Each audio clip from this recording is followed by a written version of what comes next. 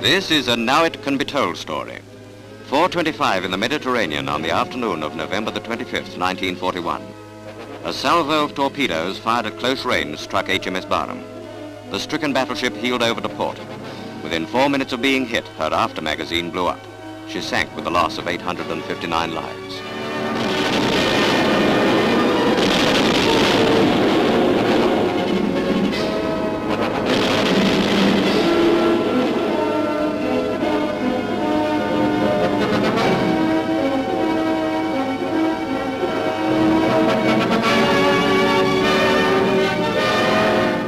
The cause of the final explosion has never been ascertained. Probably it will never be known. Barham was the only British battleship sunk at sea by a German U-boat during this war. The only time a submarine beat the Royal Navy's destroyer screen. There have been no more poignant pictures than these. We pay tribute to the gallant crew of HMS Barham and salute the end of a noble ship.